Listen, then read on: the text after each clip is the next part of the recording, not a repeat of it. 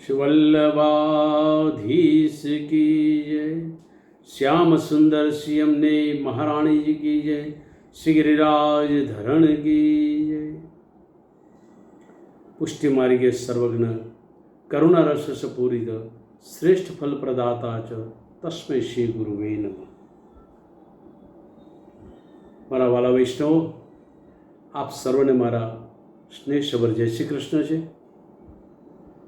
આપણે સર્વે ગઈકાલે જે સત્સંગની શૃંખલા આપણે શ્રવણ કરી, જ્યાં આગળથી આપણે એને આગળ વધારતા, આજે આપણે સેવાકીય સ્વરૂપ અને સેવાકીયમાં વપરાતા શબ્દોની ભાવનાઓને કંઈક સમજવાનો પ્રયત્ન કરીએ. સેવાકીય શબ્દોની ભાવનાને આપણે સમજવી છે. તો વાલા વૈષ્ણવ, સૌંદર્યતા દેહની ભલે હોય, પરંતુ સુંદરતા તો હૃદયથી શોભે. સ્વાસ્થ્યતા દ્રવ્યથી, સ્વાસ્થ્યતા આપણા શરીરની ગમે તેટલી સારી હોય, પરંતુ સ્વસ્થતા ચિત્તથી શોભે. ધનવાનતા, આપણે કહીએ છીએ કે આપણે તો ધનવાનતા દ્રવ્યથી ભલે હોય, પરંતુ શ્રીમંતાઈ તો પ્રભુથી શોભે. કુટુંબમાં એકતા ભલે હોય, પરંતુ સમાનતા તો વિચારોથી શોભે. અને વાલા વૈષ્ણવ, આ જિંદગી લાંબી ભલે હોય, પરંતુ જીવન તો શિવ ઠાકોરજીથી શોભે, શિવ પ્રભુથી શોભે.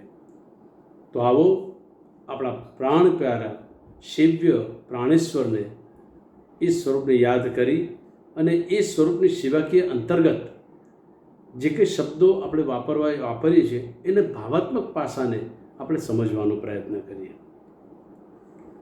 કારણ કે આપણા માથે બિરાજતું સેવ્ય સ્વરૂપ એ કોઈ સામાન્ય સ્વરૂપ નથી.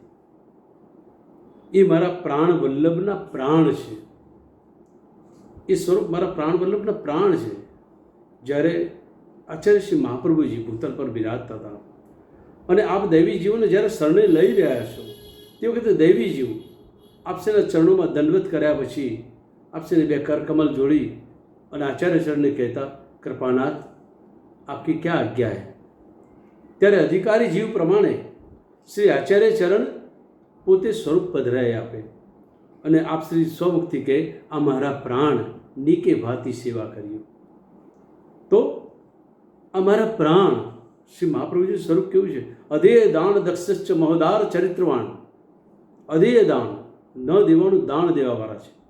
આજના જમાનામાં આપણે ગમે તેટલો પ્રેમ કોઈને કરતા હોઈશું, ગમે તેટલો અતિરેક પ્રેમ કરીશું, પરંતુ આપણે આપણા પ્રાણ તો નહીં આપીએ. જ્યારે મારા વલ્લભ પોતાના પ્રાણ આપ્યા છે, માટે આપણું પ્રાણપ્રેષ્ઠ સેવ્ય સ્વરૂપ એ કોઈ સામાન્ય સ્વરૂપ નથી. શ્રી મારા વલ્લભના પ્રાણ છે. આપણે ગઈકાલે શ્રી વલ્લભના સ્વરૂપને સ્પર્શ કર્યો કે જેની ભીતરમાં અવાંતર યુગલ સ્વરૂપો છે, અવાંતર યુગલ સ્વરૂપો લીલાયુક્ત બિરાજે છે. એ જ એમના પ્રાણ છે. અને અનંત કોટી સ્વરૂપો છે, એ જ સ્વરૂપો પૈકી આપણાને એ સ્વરૂપ પધરાઈ આપે છે. માટે આપણું ઘરમાં બિરાજતું, કે આપણા માથે બિરાજતું સેવ્ય સ્વરૂપ. એક બહુ સુંદર વાત યાદ આવે છે કે આપણે ત્યાં એવું કહેવામાં છે, તારા ઘરે સ્વરૂપ છે ને, તારા માથે કયું સ્વરૂપ બિરાજે છે? માથે.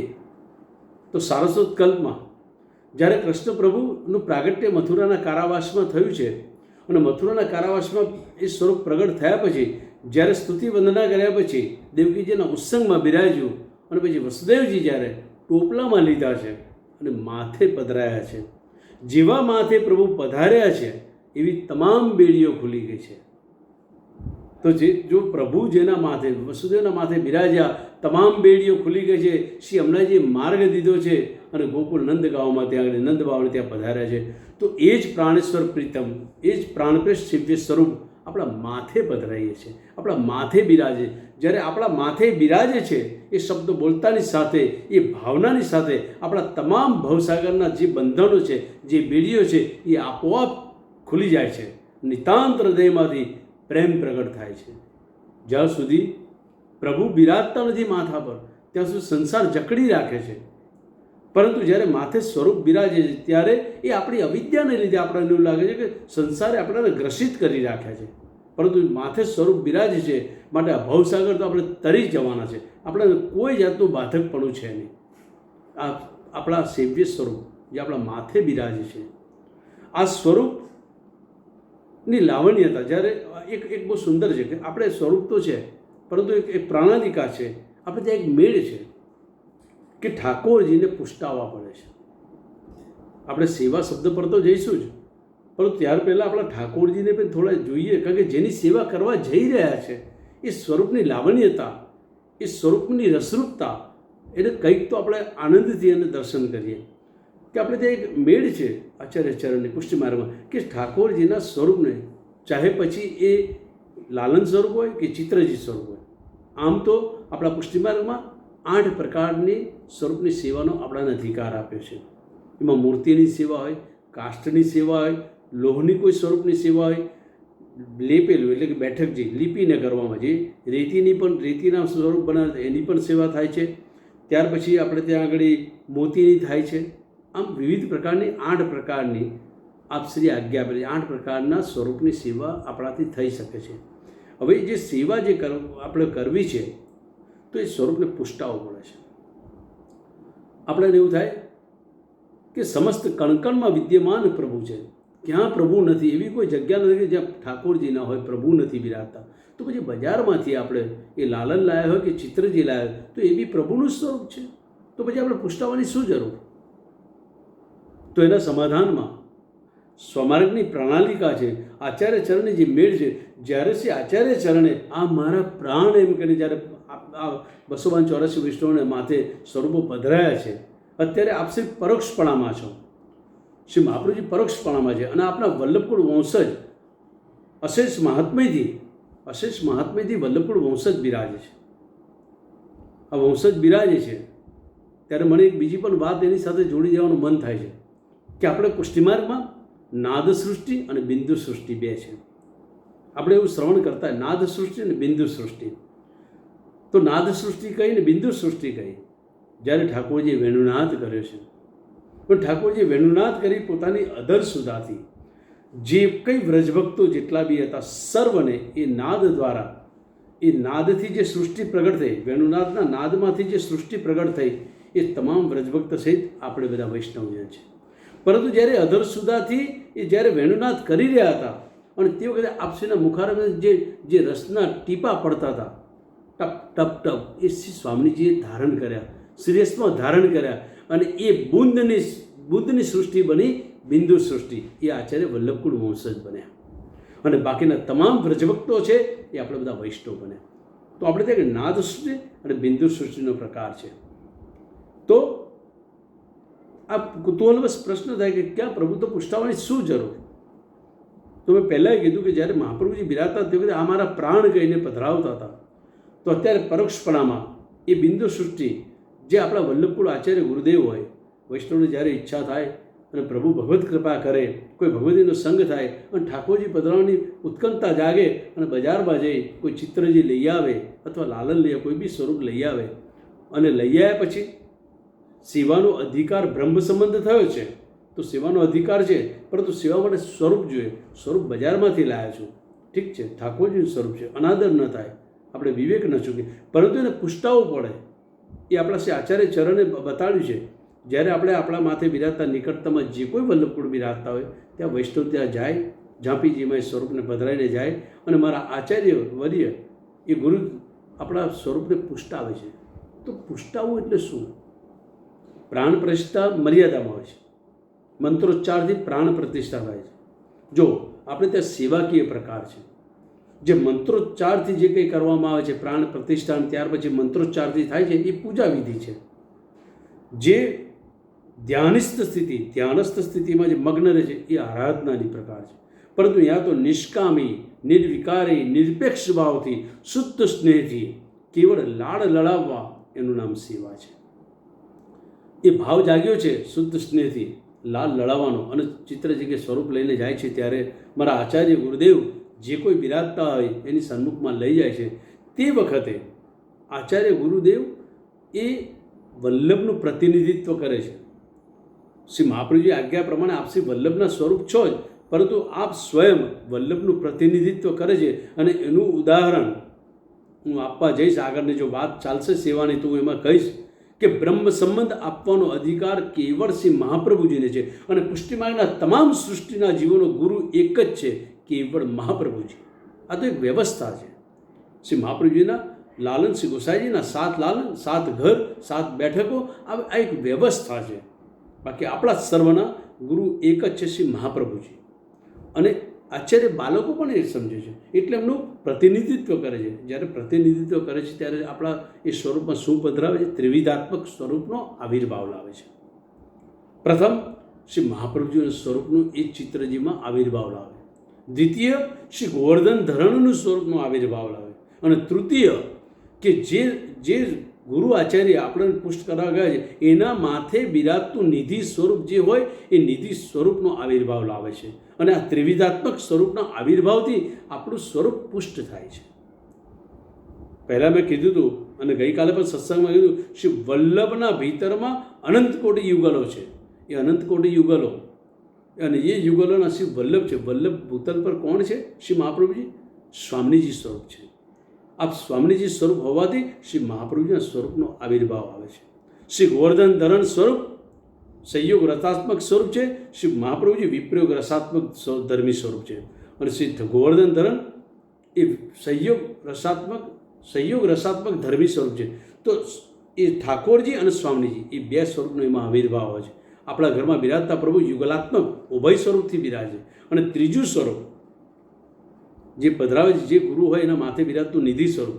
દાખલા તરીકે હું તૃતીય ઘરનો સેવક છું. હું તૃતીય ઘરનો સેવક હોવાથી મારા પ્રાણપ્રેશ જે મારા માથે બિરાજે છે એમાં દ્વારકાધીશ પ્રભુનો આવિર્ભાવ છે. એનો અર્થ એ કે મારે ઠાકોરજી જે લાળ લડાવવાના છે એ લાળ લડાવવાની જે મહાપ્રભુજી મેળ જે છે એ મેળ મારે ત્રીજા ઘરના બિરાજતા નિધિના સ્વરૂપને અનુરૂપ મારે એ પ્રભુને લાળ લડાવવા છે. એટલે મારે જ ઘરમાં જ્યાં મારા પ્રભુ બિરાજી રહ્યા છે એની સન્મુખતામાં મારે જે લાળ લડાવવાના છે એ ત્રીજા ઘરની સેવાકીય પ્રણાલિકા મુજબ મારે કરવાનું છે. તો એ પ્રકારથી જ્યારે આ ત્રિવિધાત્મક સ્વરૂપનો આવિર્ભાવ આવ્યા પછી એ સેવ્ય સ્વરૂપ આપણે ઘરમાં પધરાઈએ છીએ. અને પધરાયા પછી શ્રી મહાપ્રભુજીની કહાની છે. કારણ કે સેવા કરવાનો અધિકાર કેવળ પ્યારી પ્રભુએ અગર કોઈને સ્પર્શ કર્યો હોય અથવા પ્રભુને કોઈ જો સ્પર્શ કરવાનું સામર્થ્યવાન હોય અને પ્રભુ આનંદ કેલી લીલા કરતા હોય તો કેવળ ઠાકોરજી સ્વામીજી. એટલા માટે આપણે ત્યાં કાણી શબ્દ આવે છે. શ્રી મહાપ્રભુજીની કાણીથી આપણે શ્રી ઠાકોરજીની સન્મુખમાં લાલ લડાવી છે. વાલા વૈષ્ણવો, આ સેવાકીય અધિકાર એવું ન સમજશો. આ પંચ મહાભૂતનો દેહ મળ્યો છે. તમે સામાન્ય વિચાર કરો કે આપણી ભીતરમાં હાડ માંસ ઇત્યાદિ ભરેલો આ દેહ અને ક્યાં મારા નિર્ગુણ રસ સ્વરૂપ શ્રી ઠાકોરજી, શું આપણા સ્પર્શ કરવાનો અધિકાર છે? હોય કે જેની ભીતરમાં કેવળ શું એને કહેવાય, મને કોઈ લૌકિક શબ્દ નહીં આવડે, પરંતુ જે હજારો વર્ષથી વિખૂટો પડી ગયેલો જે જીવ છે અથવા તો જે સારસ્વત કલ્પ જે ઠાકોરજી ગોલોક લીલાધામના જે જીવો છે, જે વ્રજભક્તો છે, એ વ્રજભક્તોએ કૃપા કરી અને આ પંચ મહાભૂતનો દેહ છે ને એમાં આપ બિરાજ્યા છો. કારણ કે આપણે સેવા કરવાનું સામર્થ્ય હોય, પરંતુ આપણી ભીતરમાં આપણું સ્વસ્વરૂપ જે વ્રજભક્તોનું જે છે એ વ્રજભક્તે આ ખોરિયું પસંદ કર્યું છે. એ વ્રજભક્ત આપણી ભીતરમાં બિરાજે છે અને એ બિરાજી અને આ પંચ મહાભૂતના દેહને આપણે શ્રી મહાપ્રભુજી કાણીથી પાવિત્ર કરવા જઈ રહ્યા છે. બાકી સેવા તો એ અંદરનો ભીતરમાં બિરાજતો વ્રજભક્ત કરી રહ્યો છે. એ ભૂતલ પર આવ્યા છે શ્રી ઠાકોરજીની સેવા કરવા માટે. એ સેવા કરવા માટે આવ્યા છે ત્યારે ગદ્ય મંત્રમાં બોલીએ છીએ, હજારો વર્ષથી વિખૂટો પડી ગયેલો હું. તો એ વિખૂટો પડી ગયેલો એ વ્રજભક્ત, અને એ વ્રજભક્ત જે આપણું સ્વસ્વરૂપ છે એ વ્રજભક્ત છે. આપણું સ્વરૂપ વ્રજભક્તનું સ્વરૂપ છે. અને એ સ્વરૂપે આ પંચ મહાભૂતની જે ખોર્યું છે એ પસંદ કર્યું અને ભીતરમાં બિરાજ્યા છે વ્રજભક્ત. અને એ વ્રજભક્તની ભાવના આપણામાં જાગી છે. એ વ્રજભક્ત ઉજાગર થયો છે પ્રભુને લાલીથી લાળ લડાવવા માટે. તો સેવા એ કરે છે અને સેવા કરવા માટે પધારે છે. તો શ્રી સ્વામીજીની કહાની એની આજ્ઞા વગર એ શક્ય નથી. માટે શ્રી મહાપ્રભુજી કહાનીથી આપણે સેવામાં પધારે છે. તો આ મારા ઠાકોરજીનું સ્વરૂપ જે છે, મારા ઠાકોરજીને જ્યારે પૂછતા હો ને, તમે બજારમાંથી તમે અખતરો કરો તો બજારમાંથી કોઈ બી શ્રીજી બાબાનું સ્વરૂપ લઈ આવો અને એવું જ સ્વરૂપ 2 સ્વરૂપ લાવો. એક સ્વરૂપ તમે ઘરમાં રાખો અને એક સ્વરૂપને પૂછતા આવો. છે બંને એક જ જગ્યાથી લાવેલા. પુષ્ટાયા પછી બે સ્વરૂપના દર્શન કરો. જો બેમાં ફેર ન લાગે તો તમારા પગનું પગરખું મારો ગાલ. પુષ્ટાયા પછીનું સ્વરૂપ જો અને વગર પુષ્ટાયેલું સ્વરૂપ જો. અત્યાધિક મુખારબિંદની લાવણ્યતા કંઈક જુદી થઈ જશે. અખતરો કરવો હોય, પરીક્ષા કરવી હોય તો શ્રી મહાપ્રભુનું નામ દઈ હું કહું છું અહીંથી જાઓ, બજારમાંથી બે સ્વરૂપ એક સરખા લઈ આવીને જાઓ અને એકને પુષ્ટાવો ને એકને વગર પુષ્ટાવે ઘરમાં રાખો અને બંને સ્વરૂપને પછી નિકટતામાં લઈને નિરખો. જો ફરક ના લાગે તો તમારા પગનું પગરખું ને વૈષ્ણવનો ગાલ હું માથું મૂકી દઈશ. મને વિશ્વાસ છે મારા વલ્લભ પર. કારણ કે જ્યારે આચાર્ય ચરણ જ્યારે પુષ્ટાવે છે, ત્રિવિધાત્મક સ્વરૂપમાં આવિર્ભાવ લાવે છે, ત્યારે સ્વરૂપની લાલીમાં એના મુખારબિંદની લાવણ્યતા કંઈક અલગ થઈ જતી હોય છે. શ્રી ઠાકોરજીનું મુખારબિંદ કેવું છે? કર્ષતી છે. આપણે કૃષ્ણની વ્યાખ્યા કરીએ, કર્ષતી આકર્ષિતી ઇતિ કૃષ્ણ. તો શ્રી ઠાકોરજીનું મુખારબિંદ એ કર્ષિત કરે છે. દાખલા તરીકે આપણા રસખાનજી જ્યારે શ્રીનાથજીની જ્યારે મુખારબિંદના દર્શન કર્યા તો ભીતરમાં સંકલ્પ જાગી ગયો રસખાનજીમાં, બસ પામવા છે આ જીવનમાં તો આને જ પામવા છે. એ પેલી નૃત્યાંગના આગ્રાના બજારમાં નૃત્ય કરતી હતી. એ નૃત્યાંગના આગ્રાના બજારમાં નૃત્ય કરતી હતી. કૃષ્ણદાસ અધિકારીએ નૃત્ય જોયું, વૃત્તાંત વાર્તા સાહિત્યમાં છે.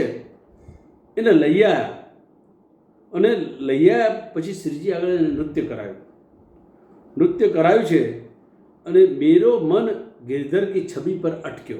આ કીર્તન ગાયું, મેરો મન गिरधर छवि पर अटक्यो. આ એક પદ ગાવામાં તો એ નૃત્યાંગના શ્રીજીના મુખારબિંદમાં સમય ગઈ. એ મુખારબિંદની કેવી કર્ષિતતા છે, એક આકર્ષણ છે, એક ચુંબકીય છે.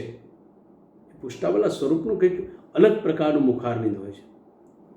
તો શ્રી ઠાકોરજી જ્યારે પુષ્ટાયા પછી આપણે પધરાઈએ છીએ તો ઠાકોરજી બિરાજે એ મુખારબિંદ એને જુઓ. તમે કદાચ પ્રભુની સન્મુખતામાં હોવ તો તમે સેવા કરો ને તો બે ઘડી એવી પણ કરજો કે કેવળ નિતાંત એના શ્રીઅંગનું અવલોકન કરીને હૃદયમાં પધરાવો. જો પછી તમે શિખાથી લઈ નખ સુધી તમે એ ઠાકોરજીને તમે નિરખો તો કેવા દેખાય છે, પ્રભુ કેવા છે. અને ઠાકોરજી ચતુર્વિધ પ્રકારે આપણા પર અનુભવ કરાવે છે, સ્વાનુભવ કરાવે છે, આપણા પર કૃપા કરે છે. આ પ્રભુ કેવી રીતના?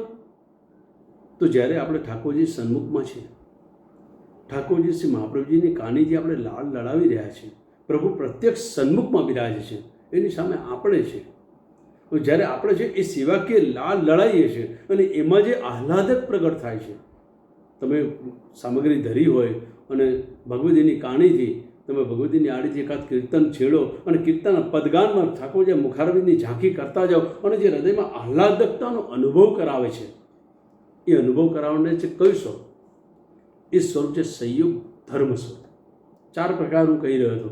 એક સ્વરૂપ છે સંયુગ ધર્મ સ્વરૂપ, બીજો અનુભવ કરાવે છે સંયુગ ધર્મી સ્વરૂપ, સંયોગાત્મક ધર્મ સ્વરૂપ, સંયોગાત્મક ધર્મી સ્વરૂપ. ત્રીજો છે વિપ્રયોગાત્મક ધર્મ સ્વરૂપ અને ચોથું છે વિપ્રયોગાત્મક ધર્મી સ્વરૂપ. આ ચતુર્થ સ્વરૂપ પ્રકારથી પ્રભુ ભક્તજનને કૃપા કરી અને સાનુભવ ચતાવે છે. જ્યારે સંયોગ લીલામાં ઠાકોરજીની સન્મુખમાં આપણે હોય અને આ પ્રકારથી લાલ લડાવતા હોય, હૃદય ગદગદિત થઈ જાય, એક આહલાદક લહેર આવી જાય અને ઠાકોરજીની મુખારબિંદની ઝાંખી કરતાં ઠાકોરજીની પ્રસન્નતાના દર્શન થાય કે મારો વાલો ખૂબ પ્રસન્ન છે. એ જ્યારે એવો એક અનુભવ થઈ જાય છે, એવો અનુભવ થાય ને, એ જ્યારે અનુભવ થાય ત્યારે સમજો કે સંયોગ રસાત્મક જે સંયોગાત્મક ધર્મ સ્વરૂપ છે ને, એ સંયોગ રસાત્મક ધર્મ સ્વરૂપ, એ ધર્મ સ્વરૂપ આપણા અનુભવ કરાવે છે.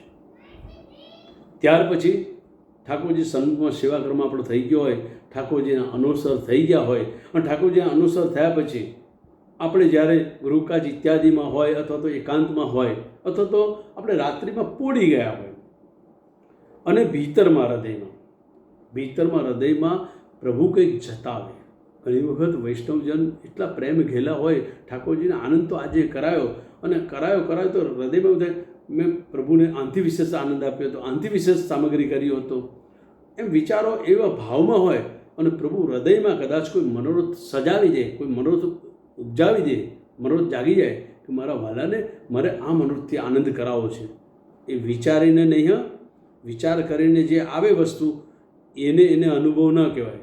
ન ધાર્યું હોય, ન વિચાર્યું હોય, અને એ પ્રકાર તમારો સિદ્ધ થાય, એવો મનોજ જાગે એ ભીતરમાં, ત્યારે સમજજો કે એ આપણાને સંયોગાત્મક ધર્મી સ્વરૂપનો અનુભવ છે. કેવી રીતનો હોય છે? એક ઉદાહરણ આપો. કારણ કે આમ હું બોલું છું એ પ્રકારથી આપણે ઘણી બધી વિચારતા હોય કે ભાઈ આજે ઠાકોરજી મેં આ સામગ્રી ધરી છે અને હવે મારે આ સામગ્રી ધરવી છે. તો એ પ્રકારથી એને વિચાર કર્યા પછી જે હૃદયમાં ઉદ્ભવિત થાય ને એને સાનુભવ ના કહેવાય.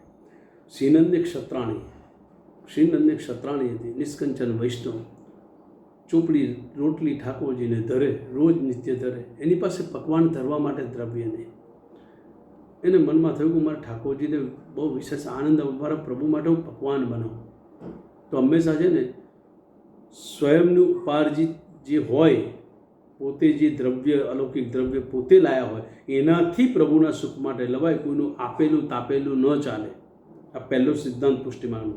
કોઈનું આપેલું, ઘણી વખત એવું બનતું હોય છે કે વૈષ્ણવ પ્રસન્ન થઈ જાય, પોતાના ઘરે કંઈક શુભ કંઈ કાર્ય થતું હોય અથવા કોઈ અલૌકિક ગમે તે થયું અને એ બીજાના ઠાકોરજીને સુવાય એવી વસ્તુ ભેટ આપતા હોય છે. ઘણી વખત કોઈ ઝારીજી બાટે, ઘણી વખત વાઘા બાટે, ઘણી વખત જે કરતા. મારો ભાવ છે એ આપેલું તો આપેલું મારો ઠાકોરજી અંગીકાર નથી કરતો, એને નથી ગમતું. આ શ્રીનંદની ક્ષત્રાણી ઉધારચારાણી લાવી અને ખાંડ, ઘી ઇત્યાદિ સામગ્રી લાવી અને ઠાકોરજી માટે પકવાન બનાવ્યા. ઠાકોરજી માટે પકવાન ઉધાર લાવીને બનાવ્યા. બીજાનું લાવીને તમે ધરો તો ક્લેશ થાય, ઉધાર લાવીને કરો તો બી ક્લેશ થાય. જ્યારે રામદાસજી ઠાકોરજીની સેવા કરતા હતા. અષ્ટપ્રહરની અપરસ કરે, 8 પ્રહરની અપરસમાં જ રહે. હવે અપરસમાં રહે એટલે વ્યાવૃત્તિ કરવા જઈ ન શકે. એટલે ઘરમાં જેટલું દ્રવ્ય હતું ત્યાં સુધી ઠાકોરજી લાડ લડાયા, દ્રવ્ય પતી ગયું, દ્રવ્ય ખલાસ થઈ ગયું. હવે શું કરો? તો પછી ઉછીના પાછીના ઉધાર લઈ આવ્યા, ઉધારથી ચાલ્યું. આમ કરતાં કર્યું. પછી જ્યારે જે લેણદારો તો લેણું માગે ને, લેણદારો જ્યારે લેણું માગે ત્યારે પોતે લજવાયા, પોતે એટલા બધા સંકુચિત થયા કે મારે બહાર કેમ નીકળવું? કારણ કે લેણદારોની ભીડ, લેણદારો બધા પૈસા માગતા હોય, દ્રવ્ય માગતા હોય, ઉધાર લાયા હતા. તો ઠાકોરજી રામદાસજીનું સ્વરૂપ લઈ અને જે ઉધારી હતી બધી ઉધારી ચૂકવીને ચોપડા પર હસ્તાક્ષર કરાવી લીધા. જ્યારે રામદાસજીને ખબર પડી कि इतनी बड़ी अपरस करके क्या फ़ायदा, मेरे लालन को श्रम भयो, मेरे ठाकुर जी को श्रम भयो, वह अपरस को क्या करनो.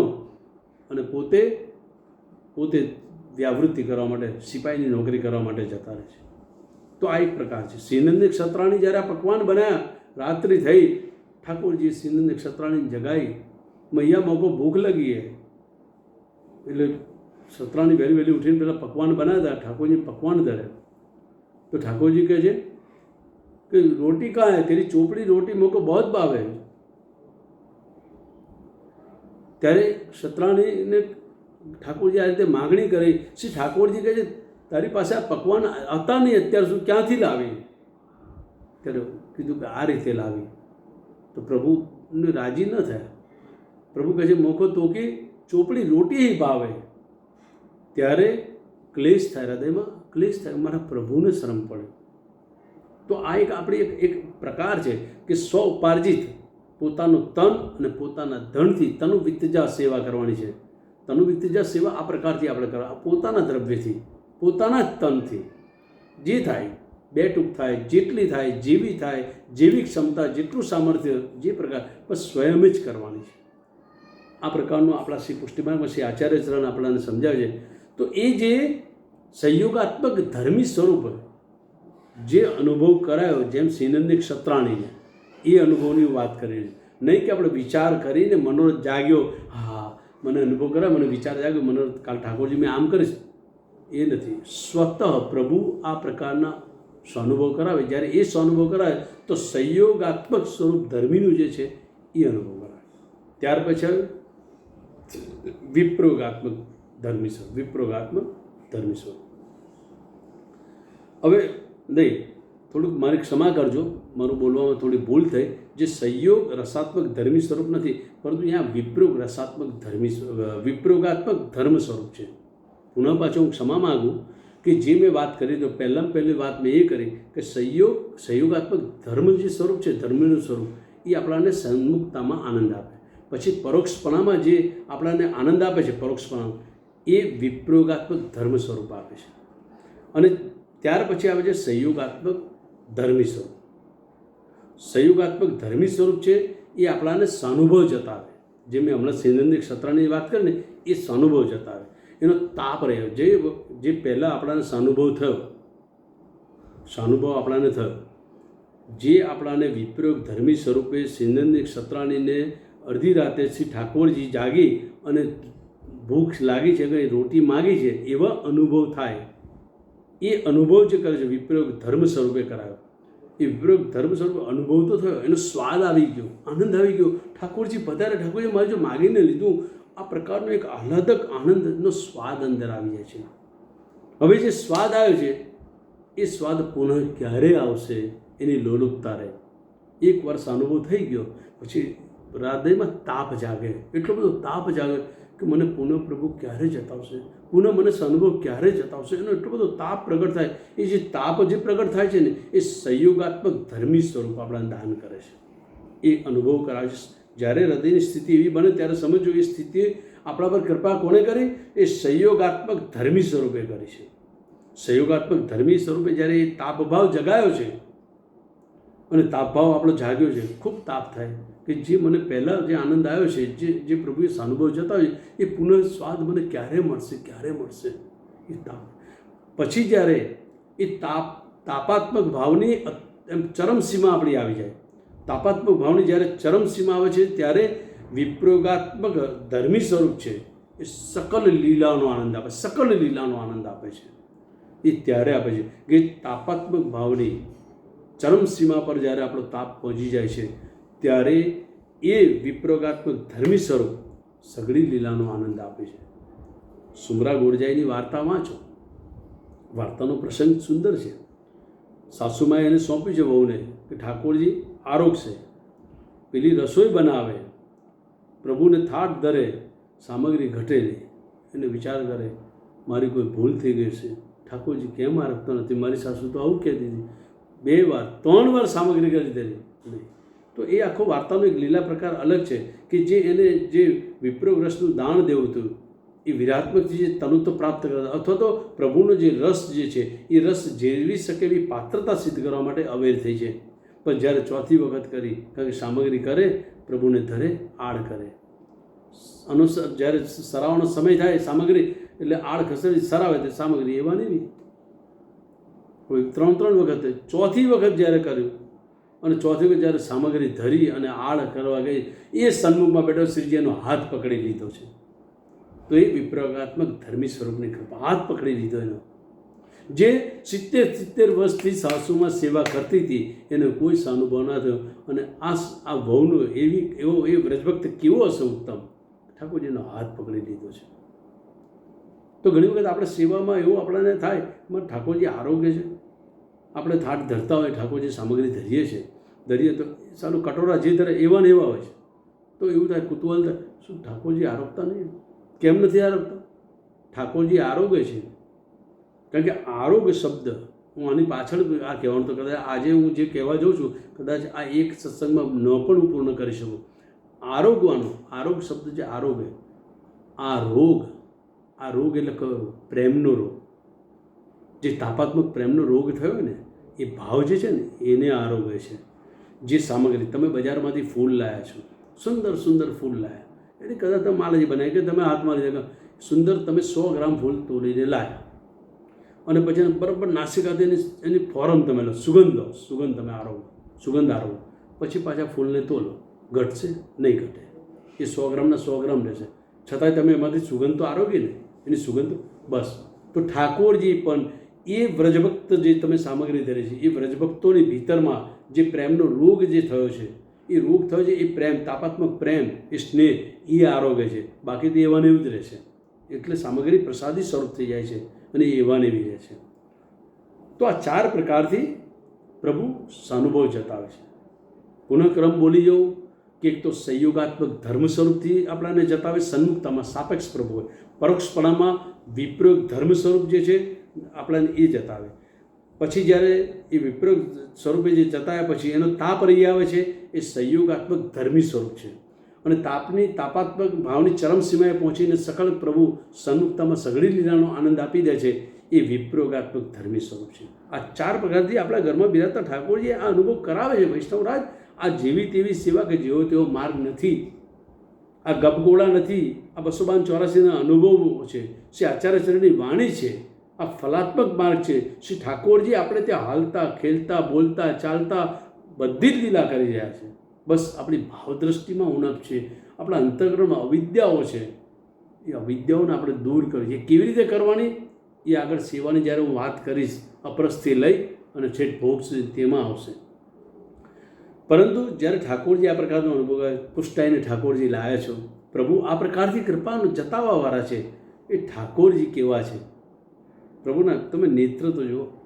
પહેલાં તો મુખારવિંદની વાત કરી, કેવા કર્ષિત મુખારવિંદ છે એની વાત કરી. મુખારવિંદમાં એમના નેત્ર કેવા છે પ્રભુના 4 પ્રકારથી નેત્ર છે. એક કમલાકાર, એક ભ્રમર આકાર જેને ભ્રમર કહેવામાં આવે છે, એક મત્સ્યાકાર માછલી, અને ચોથું છે ખંજન પક્ષી જેવા. આ 4 પ્રકારની ઉપમાથી શ્રી ઠાકોરજીના નયન કમલ છે. કમલાકાર. મોહન નૈના આપકે, મોહન નૈના આપકે નૌકા કે આકાર, मोहन नैना आपके नौका के आकार, जा इनमें बस गए, जा इनमें बस गए हो गए भव के पार, जा इनमें बस गए हो गए भव के पार. પ્રભુના નયન કમલાકાર છે, કમલના આકારવાળા નૌકા જેવા. નૌકાને તમે જુઓ, નૌકા કેવી છે? એમ છે. તો કમળની પાંખડી કેમ છે? એ એમ જ છે. તો એટલે નૌકાકાર છે. માટે ભગવદી આ ગાન કર્યા કે મોહન નૈના તેરે, મોહન નૈના આપકે નૌકા કે આકાર, નૌકાના આકાર જે છે. જો શ્રીજીબાના નેત્ર તમે જોજો એ જ પ્રકારે છે.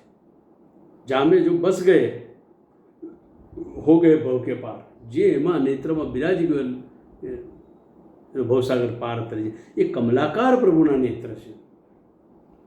બીજો પ્રકાર બતાડે છે આચાર્ય ચરણ કે ભ્રમર આકાર. ભ્રમર પુષ્પ હોય, પુષ્પની મધ્યમાં પરાગ હોય, પરાગની સૌરભ પ્રકૃતિ હોય, તો પરાગની સૌરભથી એ ભ્રમર ઉડતો ગુંજન કરતો એ પુષ્પ પર આવશે, અને એ પરાગ જે રસ છે એ રસને પોતે પાન કરશે.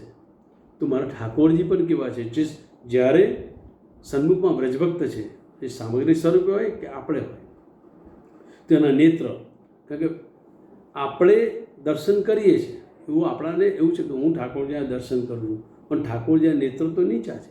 પ્રભુ કોઈને દ્રષ્ટિ નથી આપતા, પરંતુ જ્યારે દ્રષ્ટિ પડે છે, પ્રભુની દ્રષ્ટિ કેવી છે? તમે શ્રીજીબાના નેત્ર દેખો તો નીચા ઢળેલા દેખાશે, નીચી દ્રષ્ટિ દેખાશે. કેમ નીચી? આપણે દર્શન કરવા જઈએ તો આપણે આટલે દૂરથી 400 કિલોમીટર દૂરથી એટલો બધો ભાવ લઈને જઈએ, પણ શ્રીજીબાના સન્મુખ છે, શ્રીજીબા નેત્ર તો નીચા હોય. તો વાલા નીચે એટલે વ્રજભક્તો, ચરણમાં વ્રજભક્ત છે. આપણી દ્રષ્ટિ ચરણમાં જોઈએ. જો આપણી દ્રષ્ટિ ચરણમાં હશે તો આપણી દ્રષ્ટિ પર એની દ્રષ્ટિ પડવાની જ છે, એ પડે છે. પણ આપણે તો સીધે દેખીએ છીએ. મેં સીધો દેખું ને શ્રીજીબા તો નીચે દેખાય.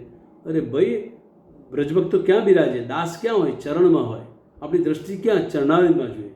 તો આપણો મનોભાવ, આપણો ભાવ, આપણું સ્વરૂપ જો ચરણારવિંદમાં હશે તો ચોક્કસ શ્રીજીબાની દ્રષ્ટિ પડે છે. તો એ ભ્રમર આકાર છે. પ્રભુની દ્રષ્ટિ એ કેવી છે કે જે એની સન્મુખમાં બેઠેલી સામગ્રી જે છે એ વ્રજભક્તો છે, સ્વયં આપણે હોય, તો એ આપણી ભીતરમાં જે પ્રેમરસનો પરાગ જે છે એ પરાગ આ ભ્રમરાકારથી એ, કારણ કે પ્રભુના નયન કે કટાક્ષિત નયન છે, સીધા નથી, કટાક્ષ નયનવાળા છે પ્રભુ. પછી પ્રભુના નેત્ર કહેવાય મત્સ્યાકાર. જલબિંદ મછલીના સુહાવે મત્સ્યાકાર. માછલીને તમે જલમાંથી કાઢી લો તો તળપશે, તરફડે છે, અને પુનઃ પાછા એને જલરાશિમાં લઈ જાય તો સર કરતી જતી રહે છે. તો પ્રભુના નેત્ર કેવા છે? મત્સ્યાકાર છે. કેમ મત્સ્યાકાર કયા છે આચાર્ય ચરણ? કારણ કે પ્રભુ જ્યારે બિરાજે છે તે પોતાના વ્રજભક્તોના દર્શન કરવા માટે તળપે છે, એમના નેત્ર તળપતા હોય છે. આચાર્ય ચરણ હવેલીઓમાં જે દર્શનનો પ્રકાર છે, એ દર્શનનો પ્રકાર એવું આપણે સમજીએ કે આપણાને દર્શન કરાવે છે, આપણા માટે દર્શનના દ્વાર ખોલે છે. આ વલ્લભકુળ બાળકો આટલી મોટી હવેલીઓ કરે છે અને ઉત્સવ ઇત્યાદિમાં તો એ કમાડ ખોલે છે, કે નાથદ્વારમાં કમાડ ખુલે છે, એ કમાડ કોને માટે ખોલે? એ આપણા માટે ખોલે? ના ના ના ના, એ ઠાકોરજી માટે ખોલે છે. કારણ કે પ્રભુ જે છે આ વ્રજભક્તોના દર્શનથી તડપી રહ્યા છે અને એ ભાવનાથી. બાકી ઠાકોરજીના શૃંગાર કે ઇત્યાદિ કર્યા પછી પ્રદર્શનની વસ્તુ નથી કે જગ જાહેરમાં પ્રભુને ખુલ્લા મૂકી દો. તમે તૈયાર થઈને 4 રસ્તા પર ઊભા રહેશો, આવતા જતાં તમને જોયા કરશે, તમને એવું ગમશે? તમે એવી રીતે તો આપણે જો ખુદ નથી તો મારા ઠાકોરજીને એવી રીતે મૂકે? નાથદ્વારમાં હોય કે આપણા ગમે તે હવેલી ચાલતી હવેલીમાં ઠાકોરજી એવી રીતે થોડા કમાડ ખુલી જાય કે આવતા જતાં તમે જોતા જાઓ? ના. અને મારા ઠાકોરજી એના નિજજનો માટના દર્શનથી તડપે છે. એને દર્શન વલ્લભકુળ આચાર્ય બાલકો પ્રભુના સુખનો વિચાર કર્યો છે કે આ વ્રજભક્તોને ઝાંખી કરશે, મારા વાલાને પ્રસન્નતા થશે. એમની ઠાકોરજીની પ્રસન્નતા માટે એ મંદિરના કમાડ ખોલી અને વ્રજભક્તોની ઝાંખી કરાવે છે. એ મત્સ્યાકાર છે, તડપે છે. જ્યારે જુએ છે વ્રજભક્તોને તો ઠાકોરજી પ્રસન્ન થઈ જાય છે. માટે ઉત્સવમાં તમે જુઓ, ડોળ ઉત્સવ હોય તો મોટા મોટા ઉત્સવ, નંદ મહોત્સવ હોય ત્યારે વૈષ્ણવની ભીડ કેવી હોય છે? એટલી બધી ભીડ હોય છે કે સ્વરૂપ જ્યાં બિરાજ્યો ને તો એવું ઘણીવાર થયું કે વૈષ્ણવ કદાચ એ સ્વરૂપ પર નહીં જતા રહે, નિજ મંદિરની છેટ અંદર નહીં જતા રહે, એટલી ભીડ હોય. એ ભીડ જોઈને તો ઠાકોરજીને કેટલો આનંદ આવતો હશે. આચાર્ય બાલકો મેળ રાખે છે, છતાં મેળ ઘણી વખત મેળથી પણ અધિક ભીડ હોય તે ઘડે એવું થઈ જતું હોય તો બી કોઈમાં અપરાધ નથી પડતો. પ્રભુની પ્રસન્નતા છે. ચોથો પ્રકાર છે ખંજન પક્ષી. ખંજન નયના રૂપ રસ માતે, ખંજન નયના રૂપ રસ માતે કીર્તનમાં આવે છે. પ્રભુના કેવા છે ને, ખંજન કેવું છે? ચંચલ પક્ષી છે, એકદમ ચંચલ, એક જગ્યાએ સ્થિર રહે જ નહીં, એક જગ્યાએ સ્થિર. એમ મારા ઠાકોરના નેત્ર ક્યારેય એક જગ્યાએ સ્થિર રહે નહીં. એક બીજી સરસ વાત કરું કે આપણે હવેલીમાં જઈએ ઉત્સવ પર, આચાર્ય બાલક બિરાજતા હોય, ઠાકોરજી બિરાજતા હોય, આચાર્ય બાલક એની સેવા આરતી માટે પધાર્યા પણ હોય, તો ઓલવેઝ તમે જોજો આચાર્ય બાલક છે ને એ નિજ મંદિરમાંથી, એ તિબારીમાંથી વૈષ્ણવ તરફ ગોળ તરફ એમ ગોળ પરથી દ્રષ્ટિ કરે છે, ગોળ પરથી દ્રષ્ટિ કરે છે. કેમ કરે છે? કે મારા ઠાકોરજી આ બધાને જોઈ કેટલા પ્રસન્ન છે. અને સ્વયં આપના પણ નયન ચંચલ હોય છે, એક જગ્યાએ સ્થિર ન રહે. તો ઠાકોરજી ખંજન પક્ષીની ઉપમા આપી અને પ્રભુના એ નયન એ 4 પ્રકારથી, એક કમલાકાર, ભ્રમરાકાર, મત્સ્યાકાર અને ખંજનાકાર, ખંજન પક્ષી, 4 પ્રકારથી મારા ઠાકોરજી નેત્રો છે. હવે આ ઠાકોરજી નેત્રો તો છે એટલા સુંદર, એટલા સુહામણા છે. હજુ તો સેવા શબ્દ પર જવું છે, પરંતુ ઠાકોરજી જ્યારે આ મન મસ્તિષ્ક હૃદય પર આવે છે ને તો એનું મુખડું છોડીને જવાનું મન નથી. શું વાત કરું! પ્રભુના નયન તમે નિરખો. પ્રભુના નયન કેવા છે? 4 રંગ છે. કીકી શ્યામ, આંખો સફેદ, આગળના ખૂણામાં લાલીમાં અને પાછળના ખૂણામાં પીળાશ. આ 4 પ્રકાર છે ઠાકોરજી. કીકી શ્યામ, આંખો સફેદ, આગળના ખૂણામાં લાલીમાં લાલ, રાતસ, એકદમ રાતોસ, પાછળના ખૂણામાં પીળાશ. તો જેમ પ્રભુને ખેલવાના જે 4 જે પ્રકાર છે, ચોવા, ચંદન, અબિલ, ગુલાલ, આ 4 ભાવ છે, એવા ચતુર્થ ભાવથી મારા ઠાકોરજીના નયન છે. મારા ઠાકોરજી એ પ્રકારના નયન છે. જ્યારે ઠાકોરજી મુખારવિંદી ઝાંખી કરીએ તો આ એક ભાવ છે પ્રભુની સન્મુખતામાં. પ્રભુના નેત્રો જોઈએ ને યાદ આવે મારા ઠાકોરજી તો આવા છે. મારા ઠાકોરજી મુખારવિંદ જ એટલું સુંદર છે. આપણે નકવેસર તમે જુઓ, ઠાકોરજી નેત્ર જોયા પછી નકવેસર જુઓ. નકવેસરમાં શું છે? એ નકવેસરની મોતી લટકતી હોય, મોતી લટકે છે પ્રભુની નાસિકા પર. એને આપણે સુખપીક કહીએ છીએ. નાસિકા માટે ઉપમા આપે છે સુખપીકને. પોપટની ચાંચ જેવી પ્રભુની નાસિકા છે અને એના પર નકવેસર જે બિરાજે છે અને એના મોતી જે લટકે છે એટલા સુંદર સોહાય. અધરથી ઉપર હોય, અધરથી નીચે ઠેઠ અહીં સુધી આવી જતું હોય. અને ત્યાં તો પછી ચીબુક છે, પછી અધર છે. આમ શું વર્ણન મેં કરું મુખારબિંદુ. પરંતુ જ્યારે મોતી, નકવેસરના મોતી લટકતા હોય તો ગોપીઓને બહુ જ દુઃખ થાય અથવા તો એમને વ્યાકુળતા થાય. ગોપીઓનો વિરોધ 2 જ જણનો છે, 2 જણનો ખૂબ વિરોધ. એક વેણુજીનો અને નકવેસર મોતીનો, બેનો એમને બહુ જ વિરોધ. કારણ કે જે પ્રભુની અધર સુધા જે છે એ અધર સુધા આ નયન ગોપીઓ આટલો ઉદ્યમ કરે પ્રભુની અધર સુધા માટે, એટલી તડપે છે. અને નકવેસર બેઠો બેઠો અહીં આગળ ઠેઠ અધર સુધી આવી જાય અને પ્રભુને અધર સુધાનું પાન કરે. ત્યારે ગોપી કહે કે મોતી તું છીપી કે એ મોતી તું છીપ કે કોણ સી કરી તપસ્યા. એ મોતીને ગોપી કહે છે કે હે મોતી તું છીપ કે કોણ સી કરી તપસ્યા, કંચન કે બીચ બેઠ કે અધરન કો રસ પી. કંચન કે બીચ બેઠ કે અધરન કો રસ પી. કારણ કે મોતી છે ને સોનાની એમાં જળતા હોય છે. કંચન એટલે સોનું, સોનાની મધ્યમાં મોતી બિરાજમાન હોય છે, એને ઘાટ ગળવામાં આવે છે ને એ પ્રકારની.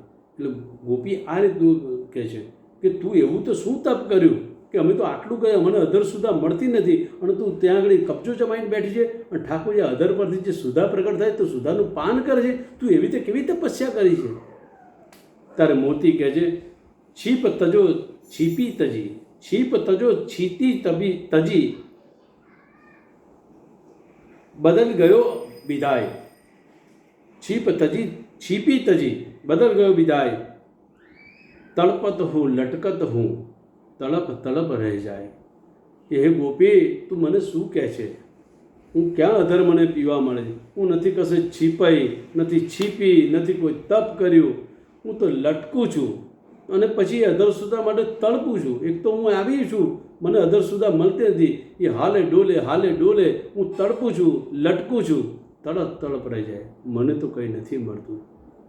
એ જ પ્રકારથી વેણુજી માટે છે કે વેણુજીને જોઈને ગોપીઓને એવું થાય કે આ અધર સુધા વેણુજી આપ અમે તો કેટલા કરી છે, આપ તો અધર પર આવી જાઓ છો, તો અધર પર આવો તો અધર સુધાનું પાન તો મળે, સ્વાભાવિક છે મળવું છે, નથી મળતું.